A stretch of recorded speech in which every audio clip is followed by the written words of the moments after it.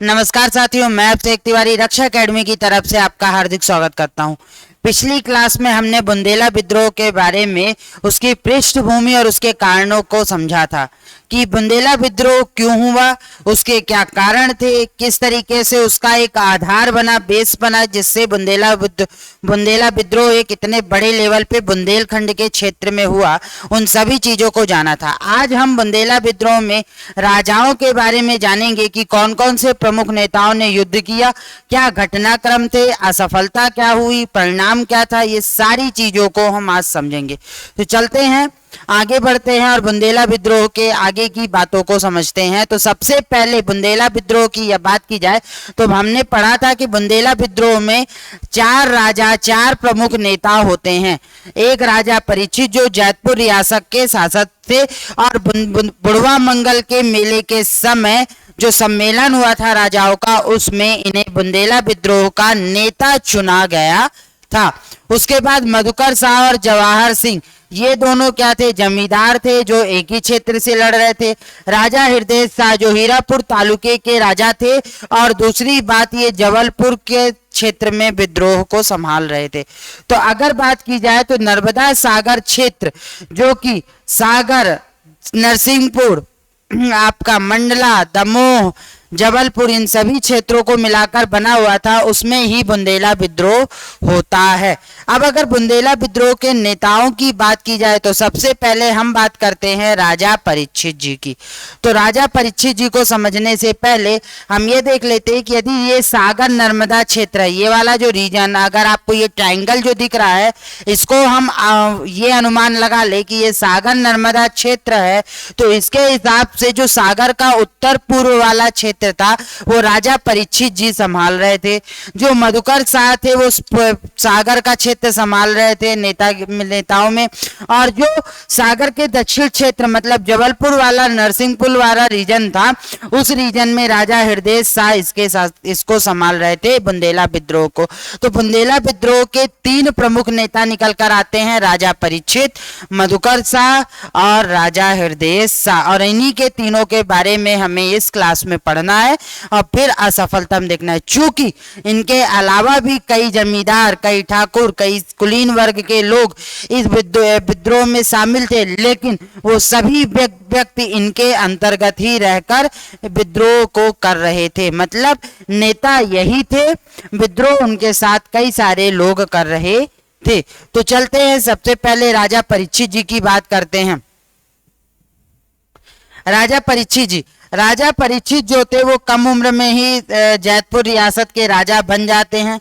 ये कम उम्र में ही जैतपुर रियासत के क्या बन जाते हैं, राजा बन जाते हैं, और धीरे धीरे ये सैन्य प्रशिक्षण लेते हुए आगे बढ़ते हैं और एक कुशल योद्धा के रूप में बनते हैं, कुशल योद्धा के रूप में राजा बनते हैं। और इनकी जो अंग्रेजों के विरुद्ध नीतियां थी, जो अंग्रेजों के खिलाफ ये स्वतंत्रता का एक भावनाएं थी, उस भावना के कारण ही इन्हें बुंदेलखंड में जो आपका बुंदेला विद्रोह था उसका राजा नियुक्त किया गया था। तो जब अंग्रेज सारी रियासतों को कूटनीतिक के माध्यम से, चाहे वो सहायक संधि हो, चाहे वो युद्ध हो, किसी भी नीति के माध्यम से उसे हथियाना चाह रहे थे, उस समय राजा जो आपके परीक्षित थे उनके पास मेजर स्लीमन जाता है। और जब मेजर स्लीमन राजा परीक्षित जी के पास जाता है तो उनके साथ 2 प्रस्ताव रखता है, या तो आप हमारे साथ सहायक संधि कीजिए या फिर आप हमारे साथ युद्ध कीजिए। तो राजा परीक्षित जी ने क्या किया था, सहायक संधि की जगह युद्ध को प्राथमिकता दी थी। क्यों? क्योंकि वो एक कुशल योद्धा होते हुए भी राष्ट्रवाद को, ब्रिटिश को मानते थे और अंग्रेजों से स्वतंत्रता चाहते थे। अब यहाँ पे उन्होंने जो सहायक संधि रखी, तो सहायक संधि का जो प्रस्ताव रखा, उस सहायक संधि में होता क्या था कि अंग्रेज अधिकारी उस राज्य की या उस रियासत की संपूर्ण सुरक्षा की जिम्मेवारी लेते हैं। उसके साथ साथ अंग्रेज अधिकारियों का एक व्यक्ति उस रियासत में रहेगा, राजा के दरबार में। अंग्रेज उस रियासत का राजा किसी दूसरी विदेशी यात्री या किसी उससे संबंध नहीं रखेगा, वह अपनी बगल की अपने पड़ोसी राज्यों के को नहीं युद्ध करेगा सीमा के क्षेत्र को बढ़ाने के लिए। ये सब सहायक संधि के प्रमुख बिंदु थे। तो ये सहायक संधि का प्रस्ताव में अंग्रेज अधिकारी स्लेमन ने किसके सामने रखा? राजा परीक्षित के सामने। तो राजा परीक्षित ने इस संधि को मानने की बजाय युद्ध करने का विचार किया। अब जब युद्ध करने का विचार किया तो सबसे पहला युद्ध हुआ बिलगांव का युद्ध, जहां पे अंग्रेज अधिकारी व राजा परीक्षित युद्ध लड़ रहे थे, जिसमें राजा परीक्षित ने अंग्रेज अधिकारियों को हराकर भगा दिया, अंग्रेजी सेना को हराकर भगा दिया और वो विजयी होकर लौटे। तो उनका मनोबल भी मजबूत हुआ और जो उनसे जुड़े राजा थे उनका भी मनोबल मजबूत हुआ कि हम अंग्रेजों को हरा सकते हैं। लेकिन अंग्रेज ठहरे ढीठ, हमारी बुंदेली बघेली भाषा में ढीठ मतलब जिद्दी।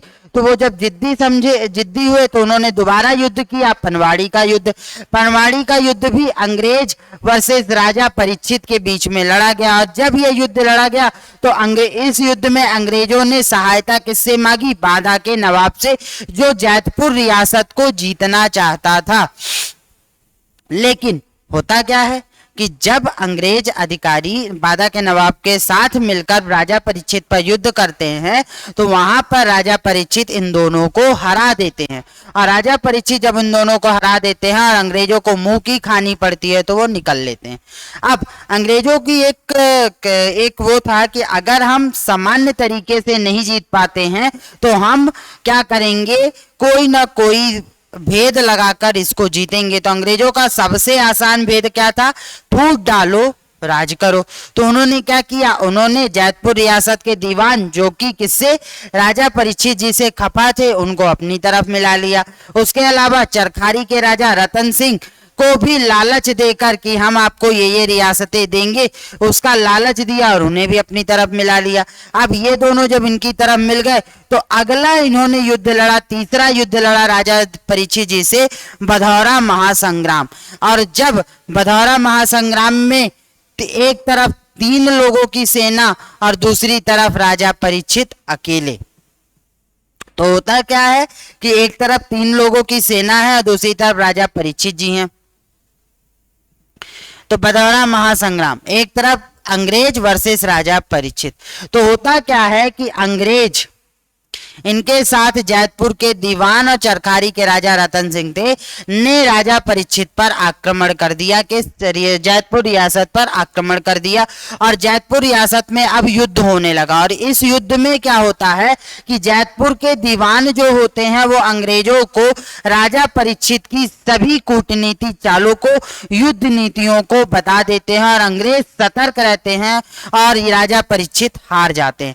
जब राजा परीक्षित हार कर छुपने की जगह ढूंढते हैं उस समय इन्हीं के जगह पर एक लड़ई सरकार नाम की महिला रहती हैं, जिन्होंने क्या किया, जिन्होंने शासन को हथियाने के चक्कर में, गद्दी के लालच में अंग्रेजों को इनकी खबर कर देती हैं और अंग्रेज इन्हें पकड़कर फांसी की सजा दे देते हैं। तो होता क्या है कि राजा परीक्षित बधौरा महासंग्राम में अपने ही लोगों से हार जाते। वो कहावत है कि जितना आपको दूसरे नहीं हराते उतना अपने ही हरा देते हैं। एक व्यक्ति को अपना ही हराता है जो अपने साथ होता है। वही चीज यहाँ हुई। चरखारी के राजा रतन सिंह, जैतपुर के दीवान और लड़ई सरकार ने मिलकर राजा परीक्षित को हराकर पकड़वा दिया था। और जब यह पकड़े जाते हैं तो इन्हें फांसी की सजा दे दी जाती है।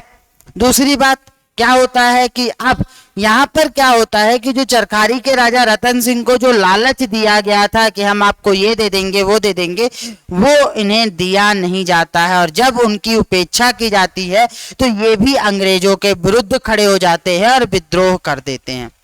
तो चरखारी के राजा को समझ में आता है कि हमने तो बहुत बड़ी भूल कर दी है, हमें यह भूल नहीं करनी चाहिए थी। और वो इसी वजह से फिर से वो क्या होता है, अंग्रेजों से युद्ध लड़ते हैं चरखारी के राजा।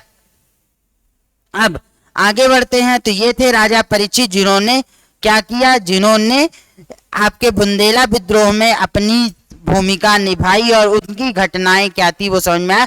इन्होंने अंग्रेजों के साथ 3 युद्ध लड़े, बेलगांव का युद्ध, पनवाड़ी का युद्ध और भदौरा का महासंग्राम। बेलगांव के युद्ध को राजा परीक्षित ने जीता, पनवाड़ी के युद्ध को राजा परीक्षित जी ने जीता, पर भदौरा महासंग्राम में अपनों की वजह से वह इस युद्ध से हार जाते हैं और पकड़े जाते हैं। और लड़ई सरकार को क्या मिल जाता है? लड़ई सरकार को जैतपुर रियासत मिल जाती है और यह जैतपुर रियासत की शासिका बन जाती है। तो लड़ई सरकार के बारे में मैंने आपको कोर्स में बुंदेलखंड रियासत जब पढ़ाई है तो उसमें समझाया हुआ है, और अगर आपने कोर्स नहीं लिया है तो जाकर ले सकते हैं रक्षा एकेडमी का एप्लीकेशन डाउनलोड करके। साथ में अगर मेरी क्लासेस अच्छी लग रही हैं तो वीडियो को लाइक कीजिए, चैनल को सब्सक्राइब कर लीजिए, क्योंकि अभी और भी क्लासेस आएंगी। पूरा का पूरा स्वतंत्रता आंदोलन जो है मध्य प्रदेश में वह आपको यूट्यूब पर कराया जाएगा। तो आप क्लास देखते हुए क्लास देखिए और वीडियो को लाइक और सब्सक्राइब, चैनल को सब्सक्राइब जरूर कीजिए। दूसरी बात, रक्षा एकेडमी के अगर आपको ये नोट्स चाहिए हैं तो रक्षा एकेडमी का टेलीग्राम चैनल जरूर ज्वाइन कर लीजिए। अब अगले महत्वपूर्ण व्यक्ति आते हैं मधुकर शाह। मधुकर शाह, मधुकर शाह जो कि सागर क्षेत्र को संभाल रहे थे। अब इनके बारे में कहानी समझते हैं कि ये क्या था। अब इनके साथ क्या होता है, बकाया राजस्व के नाम पर दीवानी अदालत में इनके खिलाफ डिक्री कर ली गई। जब डिक्री की बात मधुकर शाह के पास पहुंची तो ये बागी हो गए।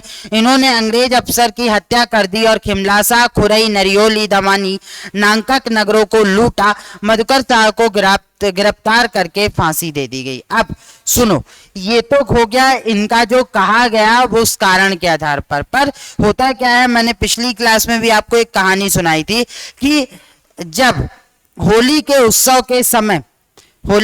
के समय ये एक नर्तकी को अपने यहाँ नृत्य के लिए बुलाते हैं, मनोरंजन के लिए बुलाते हैं सागर क्षेत्र में। तो नर्तकी उनके यहाँ जाती है, लेकिन उस समय वहां का एक हवलदार, मुख्य हवलदार जो कि अंग्रेज अफसर था और बहुत ज्यादा चिढ़ता था, वह उसे नर्तकी नहीं मिलती है तो वह इनकी नर्तकी जो इनके यहाँ रिजर्व थी उनको उठाकर ले जाता है जबरदस्ती। और जब वह इनको जबरदस्ती ले जाता है तो मधुकर शाह को क्या होता है, उनके उत्सव पे बिन्न पड़ता है और उनके स्वाभिमान और आत्मसम्मान को चोट पहुंचती है। और वहीं से वो गुस्सा कर, बौखला कर गणेश जी के साथ थाने पर हमला करते हैं और मुख्य हवलदार के साथ साथ वहां के जितने भी पुलिस अफसर होते हैं उनकी हत्या कर देते हैं। और उस हत्या की वजह से वहीं से क्या होता है, 1842 का बुंदेला विद्रोह शुरू हो जाता है। और जब यह विद्रोह शुरू होता है तो धीरे धीरे ये क्या होता है, ये जबरदस्ती हर क्षेत्र को, मतलब इनका जो टारगेट था वो पुलिस के थाने, सरकारी कार्यालय थे, ये हत्या करते चले गए। अब ये करते क्या थे, ये दिन में तो भटकते फिरते थे और रात में अपनी बहन के घर पे जाकर सोया करते थे। मतलब इनकी जो रात गुजरती थी वो रात गुजरती थी अपने बहन के घर पर। और जब इनकी रात इनकी बहन के घर पर गुजरती थी तो इन्हें पता चल जाता है अंग्रेज अधिकारियों को, और अंग्रेज अधिकारी जब इनकी बहन के घर पर जाकर इन्हें गिरफ्तार करना चाहते हैं तो उस समय ये सो रहे होते हैं।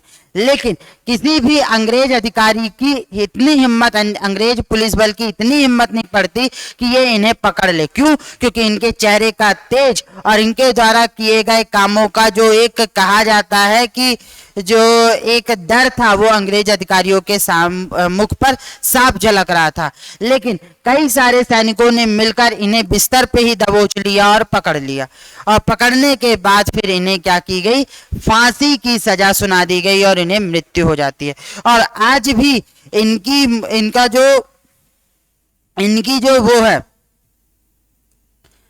आज भी इनकी जो समाधि है वो सागर जेल जो है उसके पीछे बनी हुई है।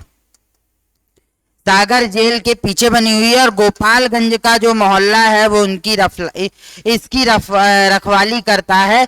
किसकी? इनकी समाधि की। क्यों? क्योंकि इन्हें फांसी देने के बाद सागर जेल के पीछे जला दिया गया था और वहीं पर इनकी क्या बनी हुई है?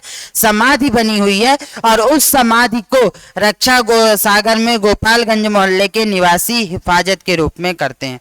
उसके बाद जब अब इनका हो गया और किसका हो गया? आपका राजा परीक्षित जी की घटनाएं हमने समझ ली कि किस प्रकार की घटनाएं इनके समय हुई। तो अब इस विद्रोह के अंतिम और प्रमुख नेता राजा हृदय शाह, जो कि क्या थे?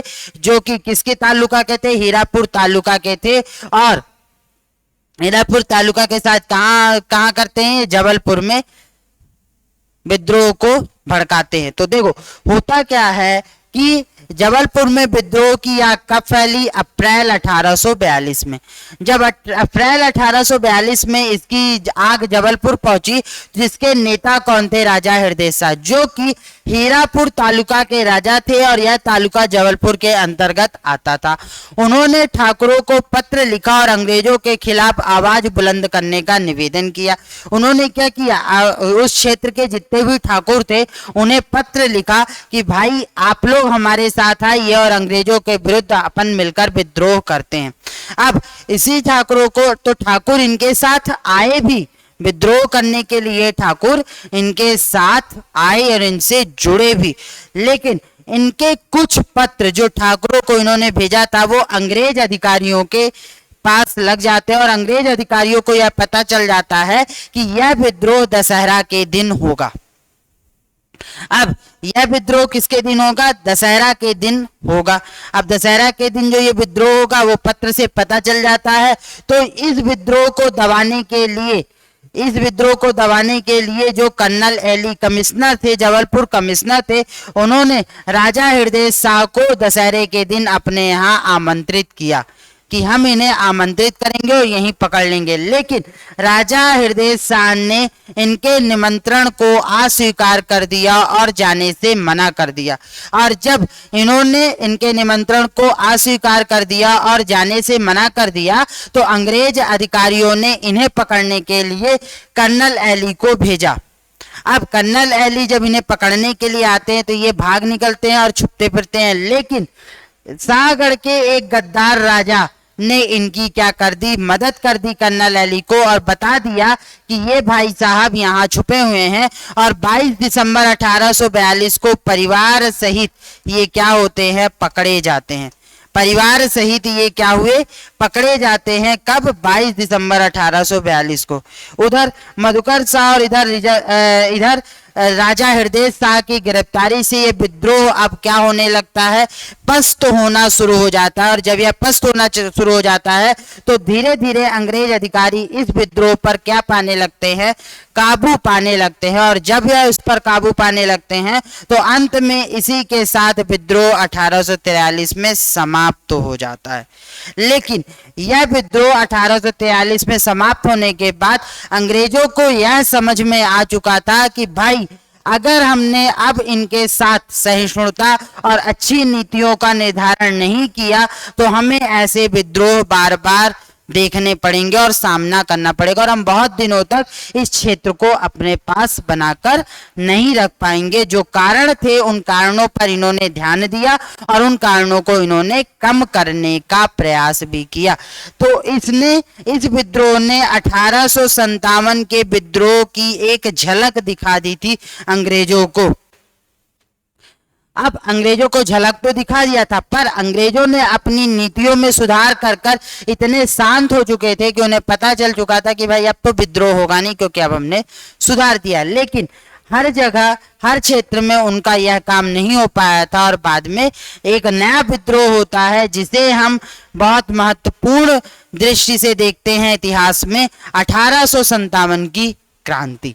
तो उसको हम नेक्स्ट क्लास पे पढ़ेंगे और नेक्स्ट क्लास पे उसको पढ़ने के लिए यदि आपको पढ़ना है तो वीडियो को लाइक जरूर कर दीजिएगा और चैनल को सब्सक्राइब जरूर कर लीजिएगा। तो चलते हैं अब हमारे विद्रोह के घटनाक्रम को समझने के बाद उसके आगे उसके कारण और उसके परिणाम को जानने का प्रयास करते हैं।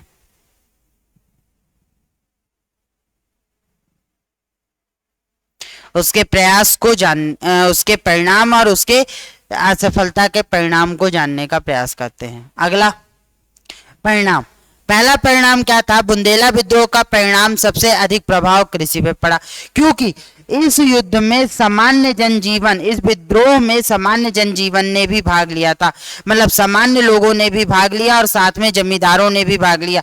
तो क्या हुआ, जो किसान जमींदार जब ये भाग ले रहे थे इस विद्रोह में, तो होता क्या है कि जब आप एक काम को करोगे तो दूसरा काम आपसे क्या हो जाएगा, छूट जाएगा। तो कृषि की यहाँ पर क्या की गई, उपेक्षा की गई, मतलब कृषि लोगों ने की ही नहीं, कृषि नहीं की। तो कृषि की वजह से क्या हुआ कि उपज नहीं हुई, उपज नहीं हुआ तो टैक्स नहीं लगा, टैक्स नहीं दे पाए तो भूखमरी फैल गई, टैक्स भी नहीं दे पाए और भूखमरी भी फैल गई। क्यों? क्योंकि कृषि पर प्रभाव पड़ा और कृषि पे प्रभाव करने के कारण हमारी उपज 0 हो गई थी, पहला काम।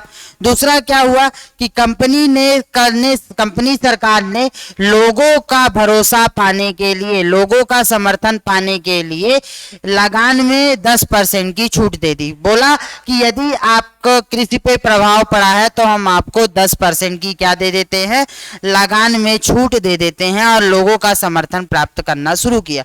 जो वो एक समय अपनी नीतियों के द्वारा जो जमीन का मूल्यांकन था वो बहुत ज्यादा करके ज्यादा से ज्यादा लगान ले रहे थे, अब उन्होंने क्या किया, उसको सुधारा और लगान में कंपनी सरकार ने 10% की छूट दे दी। दूसरा परिणाम हुआ।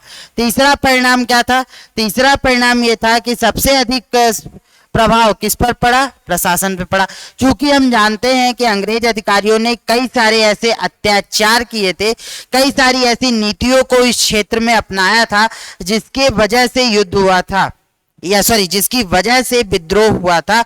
तो उन्होंने क्या किया, यहाँ के पूरे प्रशासन अधिकारियों का क्या कर दिया, तबादला कर दिया। और जनरल लॉर्ड एलन वरा ने सारी परिस्थितियों पर गौर करने के बाद स्वीकार किया कि विद्रोह का मुख्य कारण जनता पर सरकार का अत्याचार था। इसलिए सभी अंग्रेज अफसरों का तबादला करके कर्नल स्लीमैन को यहाँ का प्रशासन चलाने के लिए भेजा। वह कर्नल स्लीमैन जो कि राजा परीक्षित जी से युद्ध लड़ रहा था, उस समय मेजर बन के अब उसे कर्नल बनाकर इस क्षेत्र का क्या बनाया गया, गवर्नर या कमिश्नर बनाकर भेजा गया कि आप इस क्षेत्र पे कमिश्नर बनकर जाइए और अब इस क्षेत्र को आप संभालिए उदारता पूर्वक रूप से। ना तो आप लोगों के साथ अत्याचार कीजिए, ना तो आप लोगों को परेशान कीजिए, आप एक उदारता पूर्ण रूप से शासन कीजिए कि अब कोई भी विद्रोह इस क्षेत्र से ना हो और ज्यादा से ज्यादा लोगों का समर्थन प्राप्त हो सके। तो ये थे इसके परिणाम। तो उम्मीद करता हूं कि परिणाम आपको समझ में आ चुके होंगे। और ये जो क्लासेस हैं, ये क्लासेस आपको बहुत मदद करेंगी आपके प्री और मेंस के लिए। एक मिनट,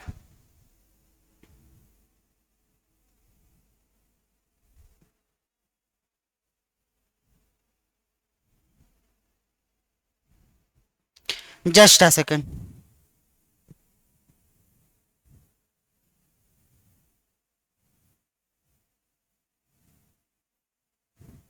एक सेकंड, थोड़ा सा टेक्निकल इशू हो गया है।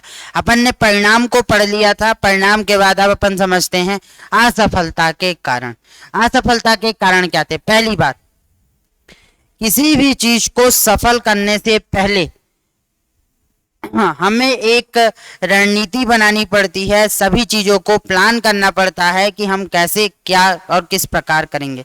जैसे अगर मैं बात करूं तो आप लोग भी जब एमपीपीएससी की तैयारी करते हो तो उस समय एक रणनीति बनाते हो कि मुझे सिलेबस को इस अकॉर्डिंग पढ़ना है, ऐसे चलना है। या तो वो रणनीति आप खुद बनाते हो या तो किसी अनुभवी व्यक्ति द्वारा दी गई रणनीतियों को आप फॉलो करते हो।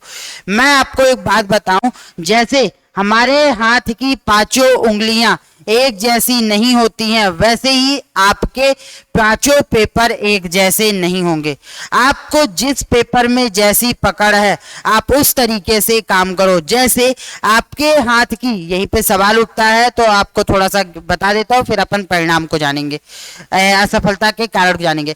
हाथ की पांचों उंगलियां आपकी बराबर नहीं होती और आपके पास कितने पेपर हैं? 5 पेपर हैं।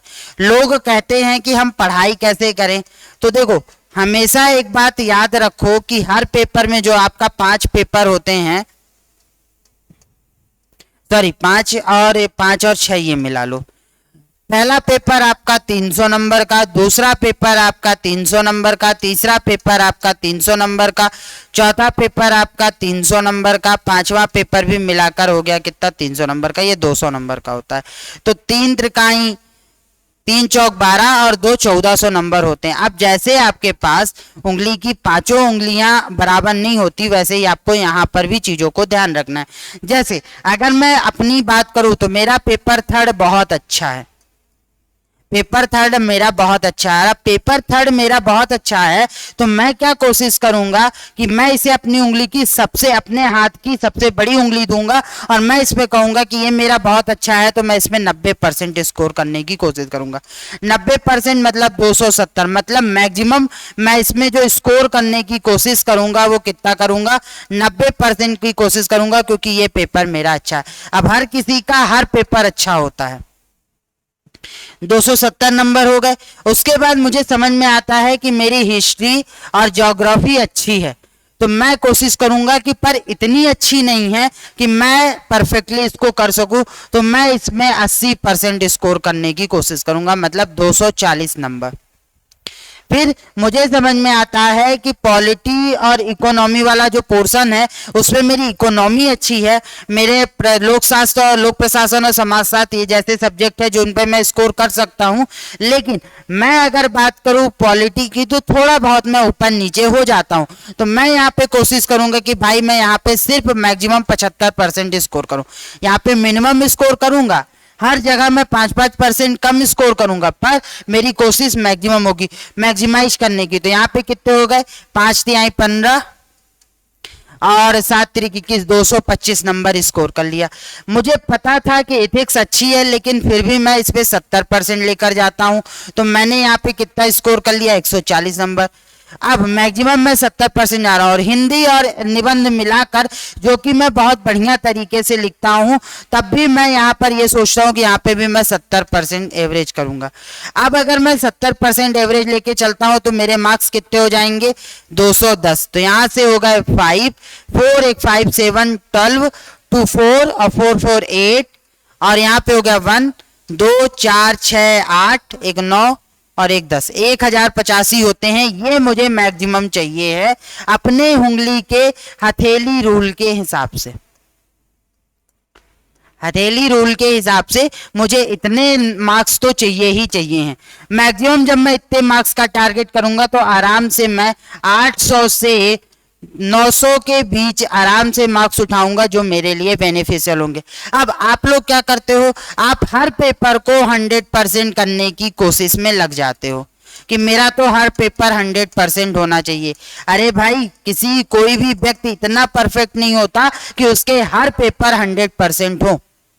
तो जब आप हर पेपर को 100% में लगोगे तो आप कहीं ना कहीं अपने साथ नाइंसाफी कर रहे हो। तो पेपर को अपनी काबिलियत के हिसाब से बांटो और फिर उसमें एक स्ट्रेटेजी लगाओ कि मुझे इस पेपरों को किस प्रकार से कंप्लीट करना है जल्द से जल्द। और जब आप अपने पेपर में जो स्ट्रेटेजी आपको बताई जाती है, जो सिखाया जाता है, जो क्रम दिया जाता है, उस क्रम के साथ अपने हथेली का रूल लगाओगे कि मेरे पास मुझे कौन सा सब्जेक्ट ज्यादा अच्छे से आता है और कौन सा सब्जेक्ट मेरा कमजोर है, तो आप अच्छा स्कोर कर सकते हो। एक व्यक्ति हो सकता है एक की हिस्ट्री अच्छी हो लेकिन पेपर 3 कमजोर हो, तो वो उसको रिवर्स कर लो ना, तो मार्क्स तो आपके ऊपर नीचे हो जाएंगे पर आप परफेक्टली उस पेपर को सिलेक्ट कर पाओगे। तो इस तरीके की इसी प्रकार जब भी किसी विद्रोह की बात होती है तो उस विद्रोह में आपका एक रणनीति, एक प्लानिंग की जाती है और तारीख निर्धारित की जाती है। लेकिन यहाँ पे क्या था? यहाँ पर विद्रोह में एक तारीख का निर्धारण नहीं था। हर कोई अपने अपने समय के अनुसार लड़ रहा था और अलग अलग क्षेत्र में लड़ रहा था। अब अलग अलग क्षेत्र में और एक साथ नहीं लड़ रहा था, तो अंग्रेज अधिकारियों को पूरा समय मिला, पर्याप्त समय मिला विद्रोह को कुचलने के लिए।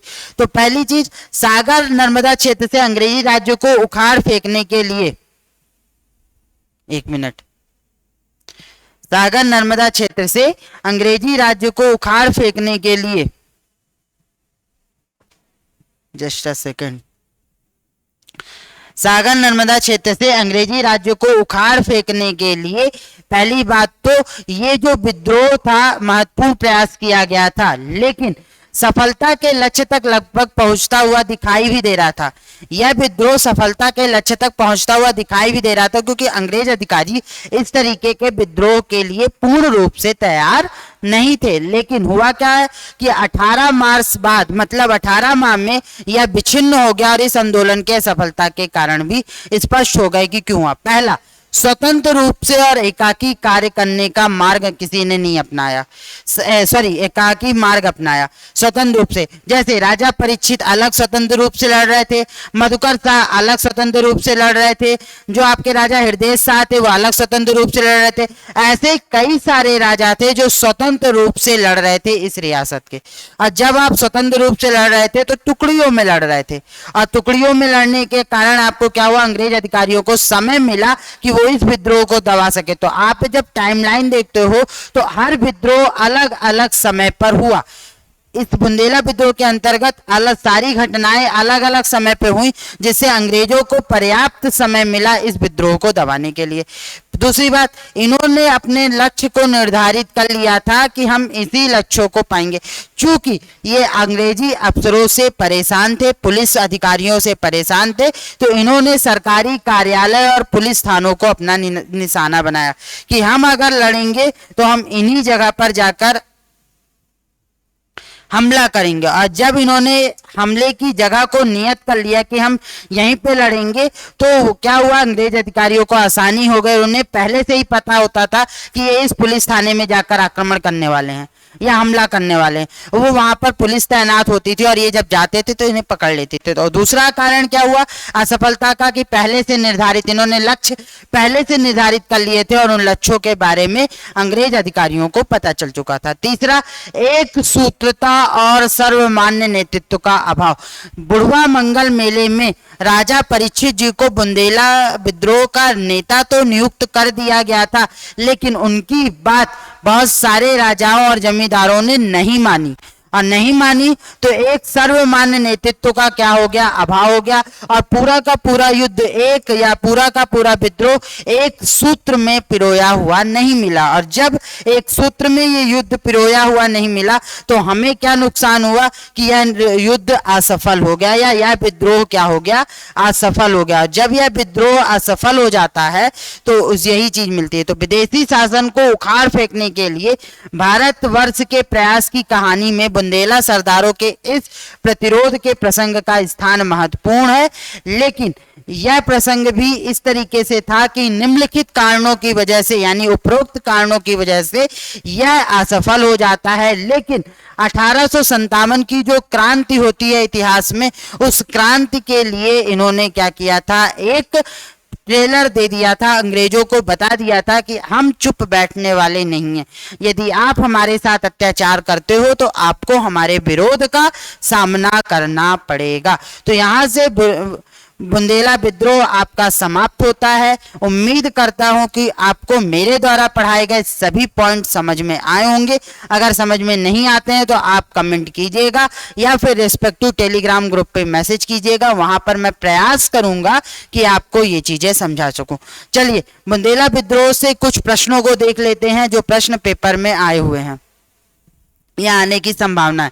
जैसे बुंदेला विद्रोह आपको 3 मार्कर में लिखने को आ सकता है। दूसरा, बुंदेला विद्रोह के कोई 2 कारण लिखने को आ सकते हैं 3 मार्कर में। बुंदेला विद्रोह पर संक्षिप्त टिप्पणी लिखने को आ सकती है 5 मार्कर में, जो कि 6 मार्कर में 2016 में आ चुका है। बुंदेला विद्रोह पे प्रकाश डालिए, पूरे बुंदेला विद्रोह को समझाने को आ सकता है 11 मार्कर में। राजा हृदय शाह को समझाने के लिए आ सकता है 3 मार्कर में, और एक आ सकता है बुंदेला विद्रोह के असफल होने के कारणों को बताइए। बुंदेला विद्रोह के परिणाम बताइए। बुंदेला विद्रोह के परिणाम क्या क्या हो सकते हैं ये बता सकते हो आप। दूसरा प्रश्न पूछा जा सकता है कि बुंदेला विद्रोह के असफलता के कारण पूछ सकता है आपसे। तीसरा 8वां प्रश्न पूछ सकता है बुंदेला विद्रोह के कारणों को समझाइए, के कारणों को समझाइए। और ये सभी प्रश्नों के उत्तर आपको इस नोट्स या इस पीडीएफ में मिल जाएंगे। चूंकि यहाँ पे मैंने सिर्फ 5 क्वेश्चंस आपके लिखे हैं, इन 3 क्वेश्चनों को आप अपनी कॉपी पे नोट डाउन कर लीजिएगा। और जब आपके टेलीग्राम ग्रुप पर, जो कि आपने ज्वाइन किया है, और अगर नहीं ज्वाइन किया है तो ज्वाइन कर लीजिए, वहां पर नोट्स शेयर होंगे, तो आप इन प्रश्नों का उत्तर जरूर लिखिएगा, क्योंकि यहाँ से आपको समझ में आएगा कि कितनी बातें आपको मेरे द्वारा समझाई गई हैं, तो क्या वो समझ में आई हैं कि नहीं आई हैं। अगर ये चीजें अगर आपको समझ में आ गई तो आप एक अच्छे उत्तर लेखन में महारत हासिल कर सकते हो। तो आज की क्लास में इतना ही। जाते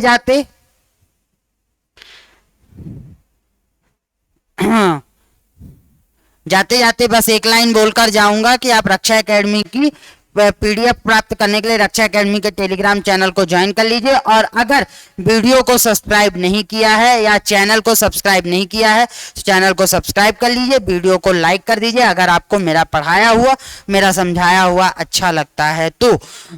लास्ट में धन्यवाद। अगली क्लास जो आपकी होगी वो होगी 1857 की क्रांति, जिसके बारे में हम पढ़ेंगे नेक्स्ट क्लास में। मध्य प्रदेश की 1857 की क्रांति, इसके बारे में हम पढ़ेंगे नेक्स्ट क्लास में। आज की क्लास में इतना ही। धन्यवाद।